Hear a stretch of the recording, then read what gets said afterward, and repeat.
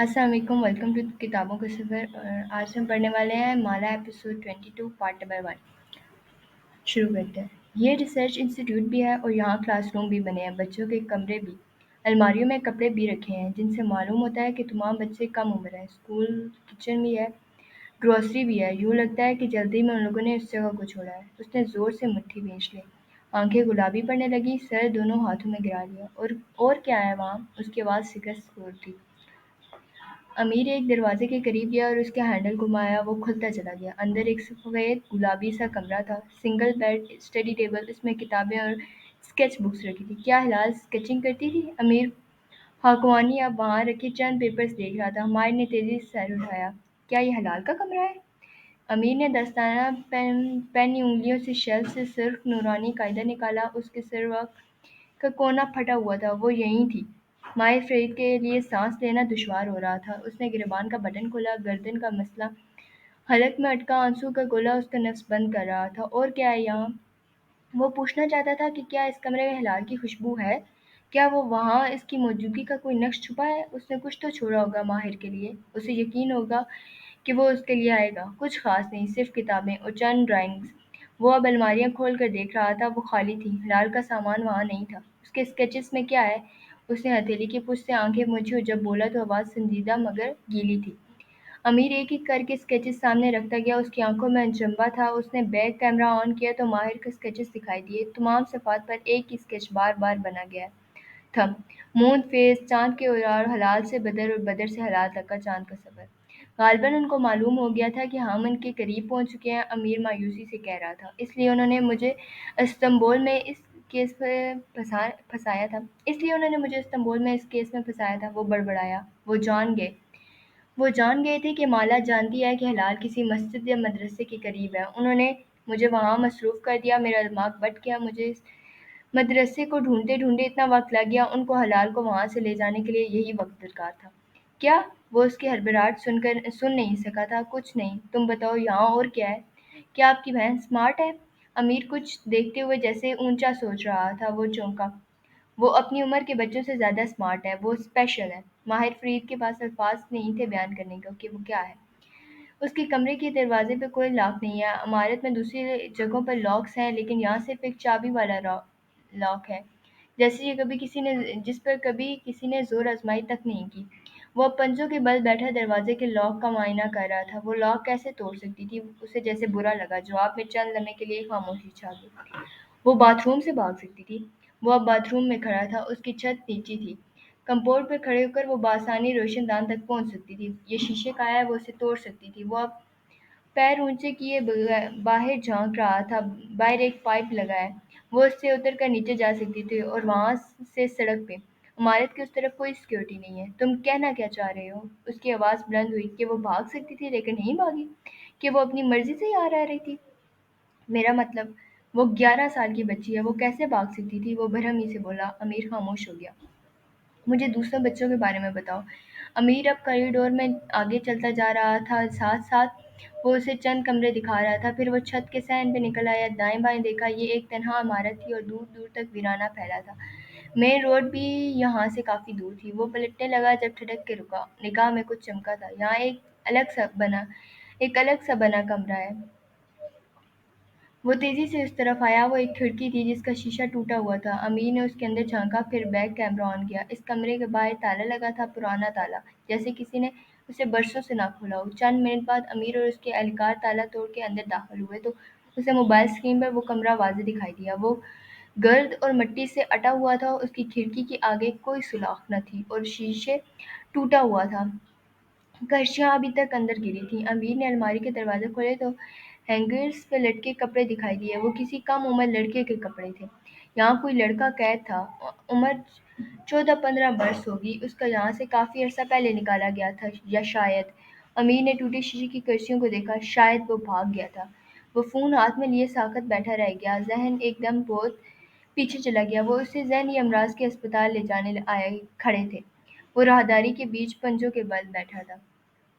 हलाल उसके सामने खड़ी थी। मैं इंतज़ार करूँगी। उसकी बारीक सी आवाज़ से उसे आज भी याद थी। किसका? वो मेरा दोस्त है। वो मुझे बचाने आएगा। कौन? बदर। उसने धीरे से वो नाम लिया। وہ میرے ساتھ قید ہوگا لیکن وہ مجھے بچا لے گا، ہم ایک ساتھ بڑے ہوں گے۔ کون بدر؟ معلوم ہوتا ہے کہ یہ لڑکا بھی یہیں قید تھا، کتنا عرصہ قید رہا معلوم نہیں۔ امیر کی آواز نے اسے ماضی سے نکالا۔ کیا آپ کسی ایسے لڑکے کو جانتے ہیں جو بچپن میں کھو گیا ہو، حلال کی طرح؟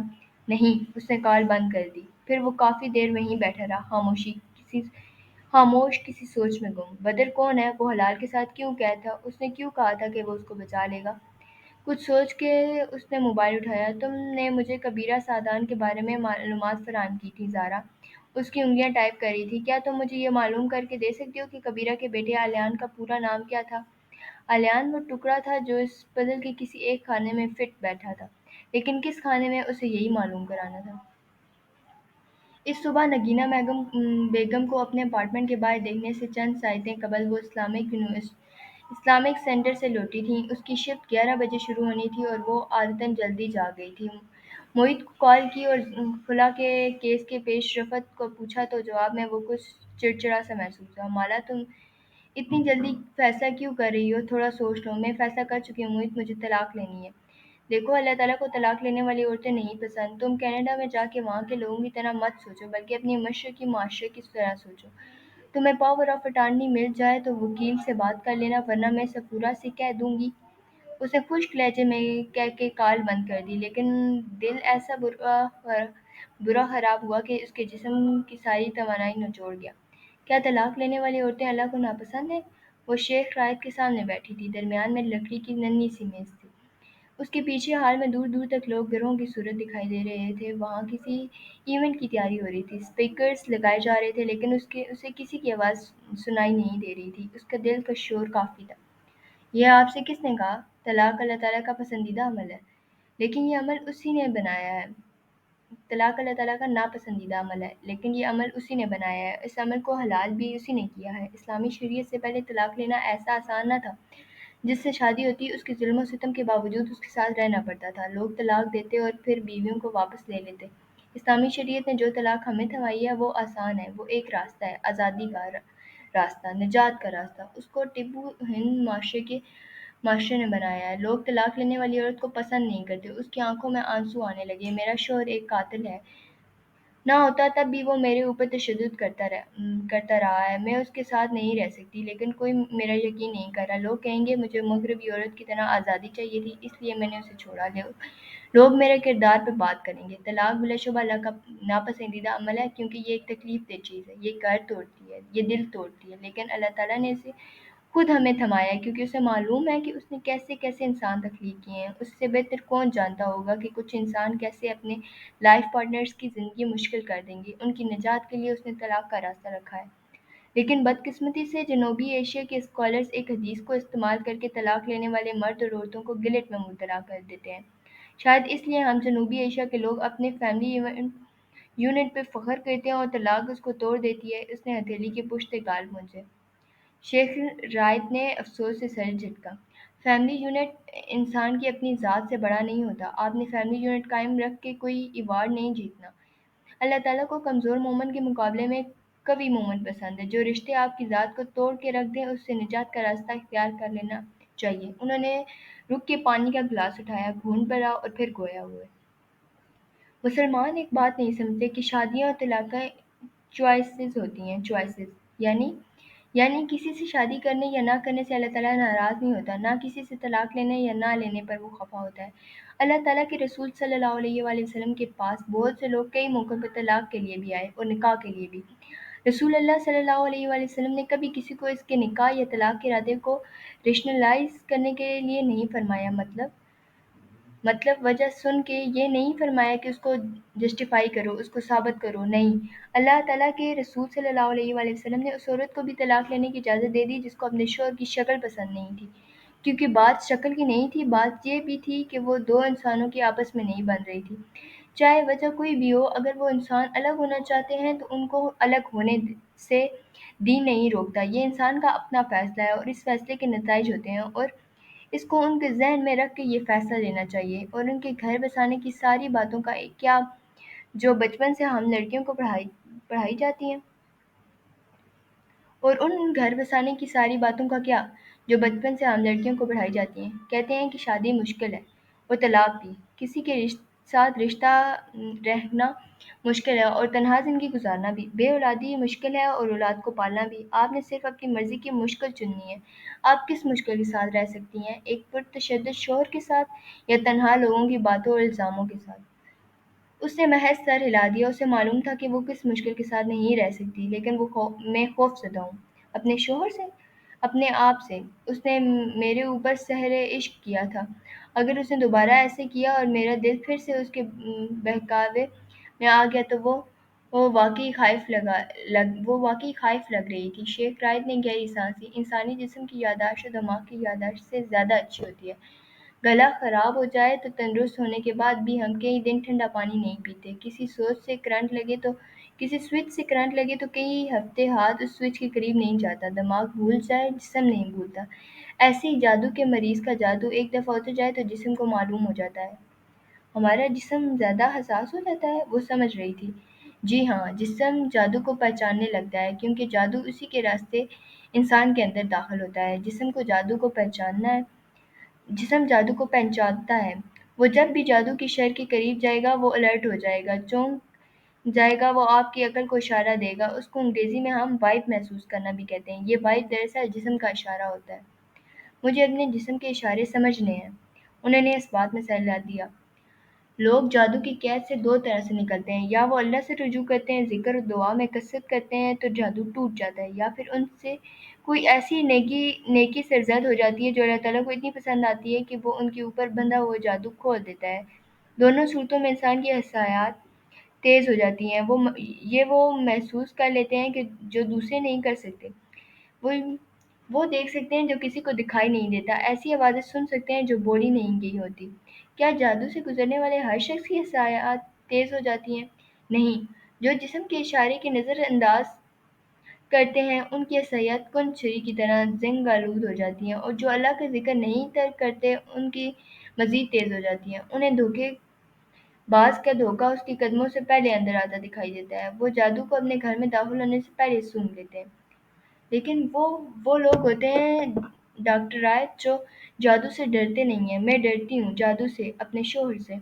उसकी आंखें फिर से भीगने लगीं। टूटा बुक शेल्फ, जख्मी पड़ा ज़ियाद, उसकी कनपट्टी से निकलता खून, उसे सब याद आने लगा।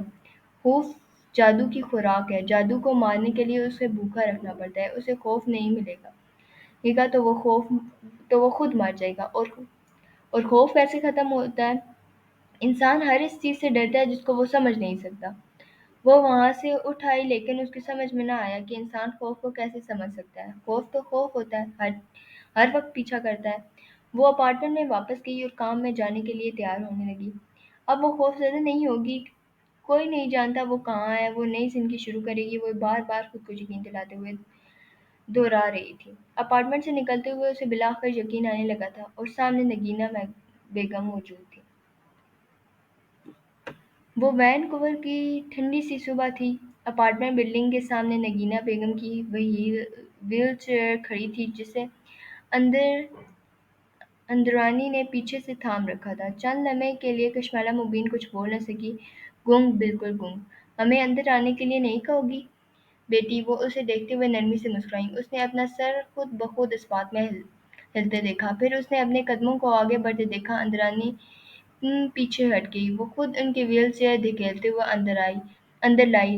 लिफ्ट का बटन दबाया तो उँगली कँपकँपाई थी, लेकिन वो उनको मना नहीं कर सकती थी। वो ज़ियाद की माँ थी, एक बूढ़ी और बेज़र सी खातून, जिन्होंने कभी उसका दिल नहीं दुखाया था। वो तो शायद अपने बेटे की सियाहकारियों से वाकिफ़ भी नहीं होंगी, और उसकी माँ ने उसे हर माँ का एहतराम सिखाया था।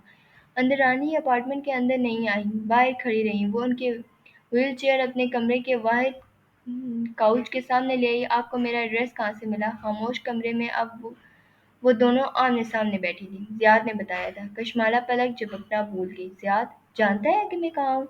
उसकी रंगत सफ़ेद पड़ने लगी। डरो नहीं कशमाला। उसकी नदामत का उससे बड़ा सबूत क्या होगा कि आपका पता मालूम होने के बावजूद उसने आपसे राब्ते की कोशिश नहीं की। ज़ियाद जानता है कि मैं कहाँ हूँ?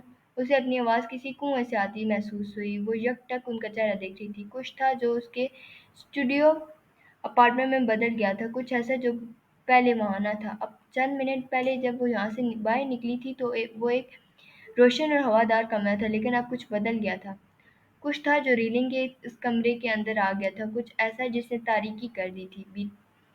बत्तियों के बावजूद साया सा था। ज़ियाद अपने किए पे बहुत शर्मिंदा है, वो तुमसे बहुत मोहब्बत करता है, उसने बहुत दुख दिए हैं। वो बोलने लगी तो आवाज़ नम हो गई, आंखें भीग गई। उसकी ज़िंदगी में आप सबसे कीमती और अहम हो।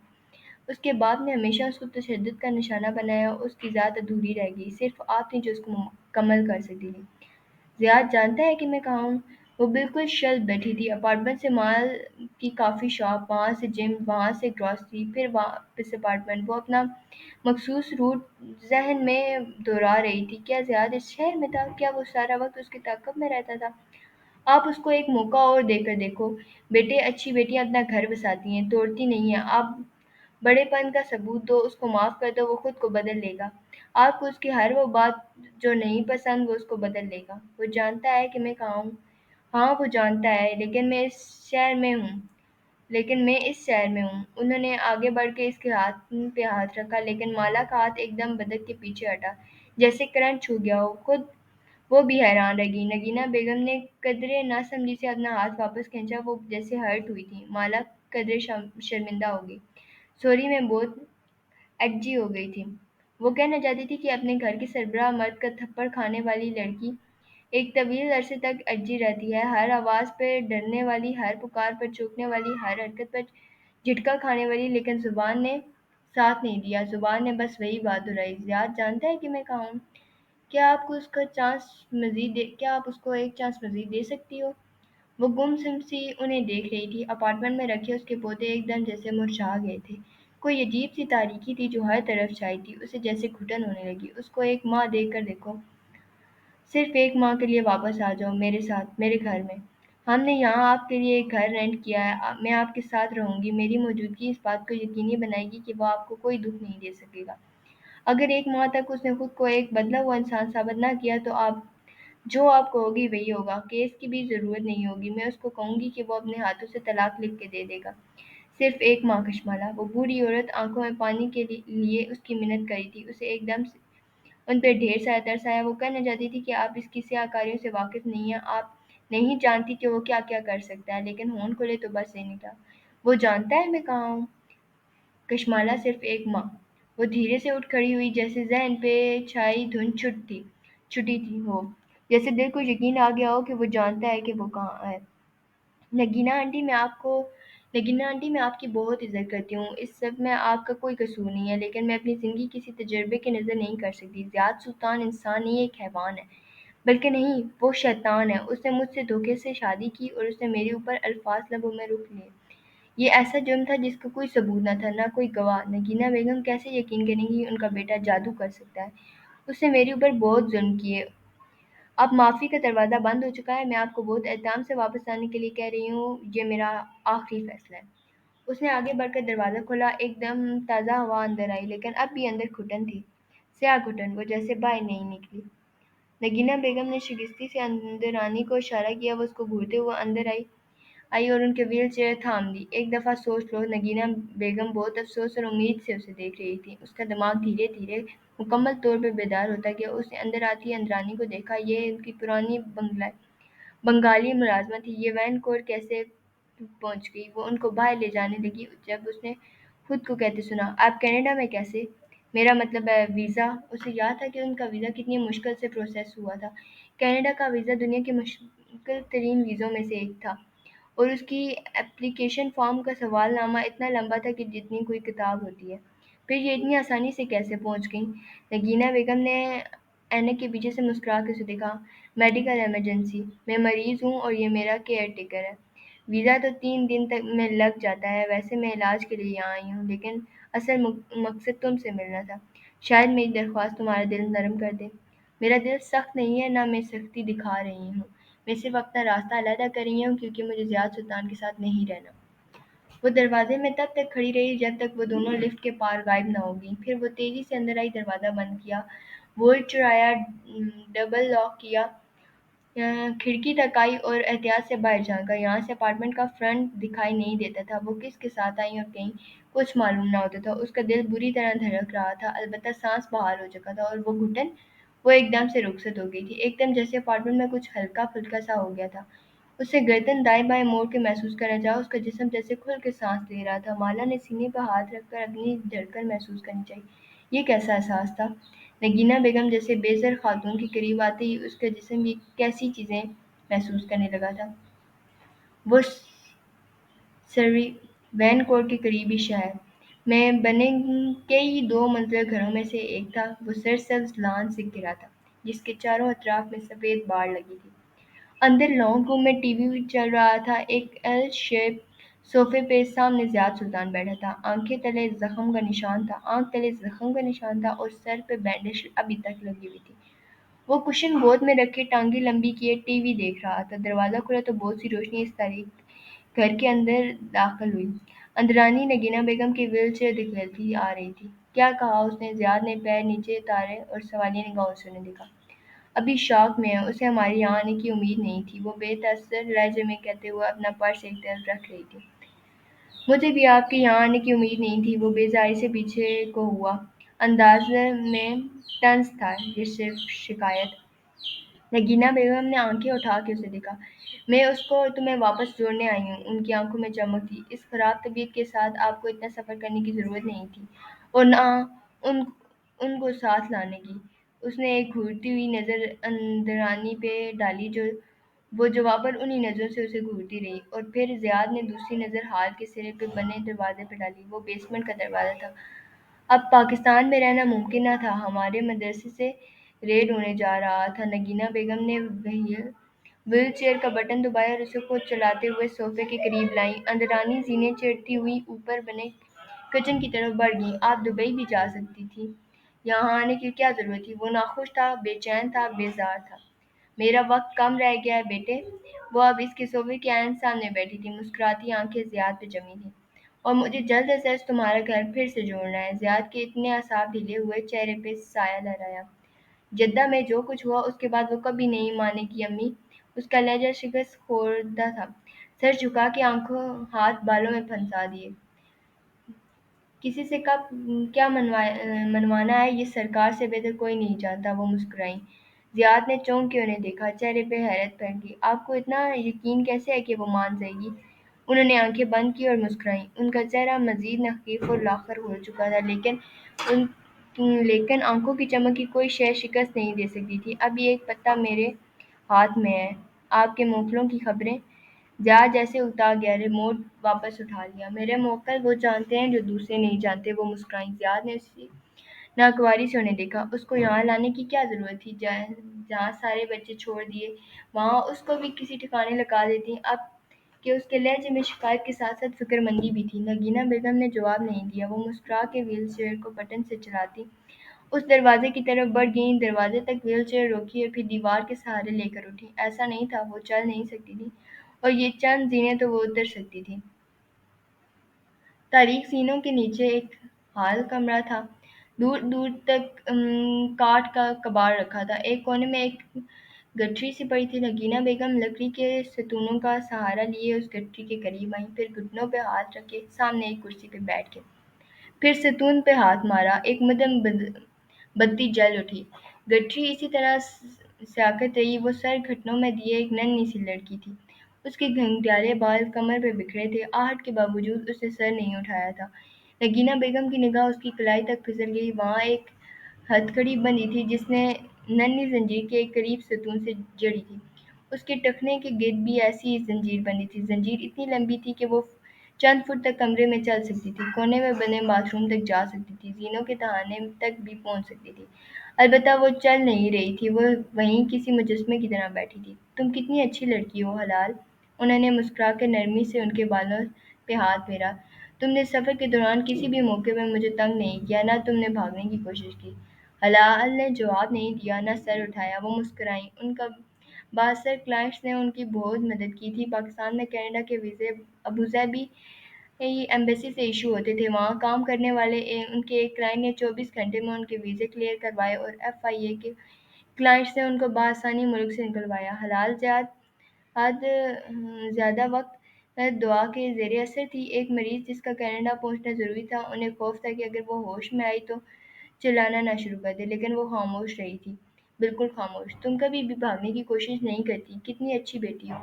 حلال انہیں نہیں دیکھ رہی تھی، ایک گال گھٹنے پہ رکھے وہ ان کی طرف سے رخ موڑے ہوئے، اس کا چہرہ پہلے سے زیادہ کمزور تھا، کن پٹی پہ اور تھوڑی پہ زخموں کے مندمل نشان ویسے ہی تھے۔ مجھے بھاگنے کی ضرورت نہیں ہے، میں انتظار کر رہی ہوں۔ اب کہ نگینہ بیگم کے چہرے پہ انجبہ بھرا، کیسا انتظار؟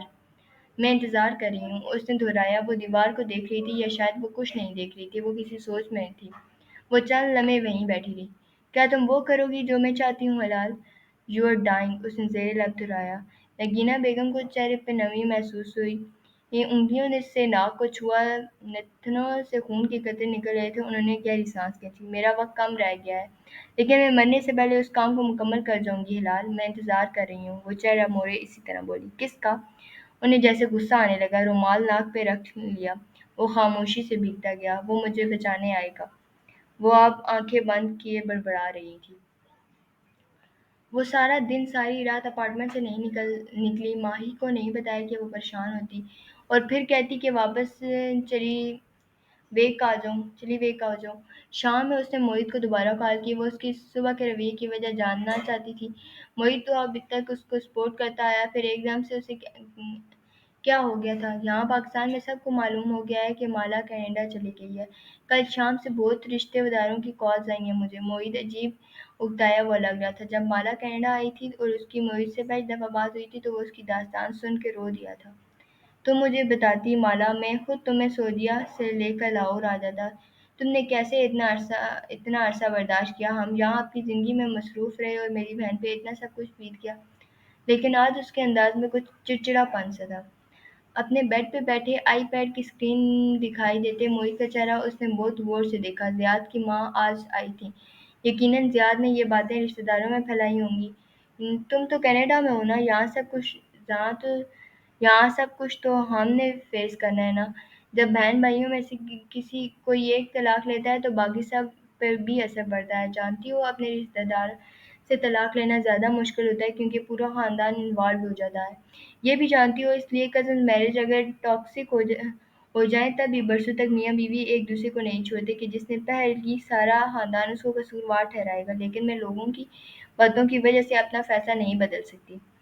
میں نہیں کہہ رہا کہ فیصلہ بدل، لیکن وہ کھنکارا۔ مجھے نگینہ آنٹی کی کال آئی کہ وہ کینیڈا آئی ہیں، اس عمر میں اتنی بیماری کے باوجود صرف تمہیں منانے۔ تم ایک دفعہ ان کی بات سن لو۔ موہت، میں ان کی بہت عزت کرتی ہوں، لیکن ان کی وجہ سے میں زیاد کے ساتھ اس جہنم میں دوبارہ نہیں جاؤں گی۔ مالا، تم ہمیشہ ایکسٹریم پہ چلی جاتی ہو، کوئی برا ہے تو بہت برا، اچھا ہے تو بہت اچھا۔ تم ان کے ساتھ بیٹھ کے ایک دفعہ مسائل حل کرنے کی۔ کون سا مسئلہ موہت؟ اس کی آواز بلند ہونے لگی۔ سارے مسئلے ختم ہو چکے ہیں۔ وہ آدمی ایک سائیکوپیتھ ہے، ایک قاتل ہے جس نے مجھ پہ تشدد کیا ہے۔ دیکھو، جب میاں بیوی کی لڑائی ہوتی ہے تو دوسرے شخص وقتی طور پر اتنا برا لگتا ہے کہ بس، لیکن پھر جب صلح ہو جائے تو میں اس کو غصے میں قتل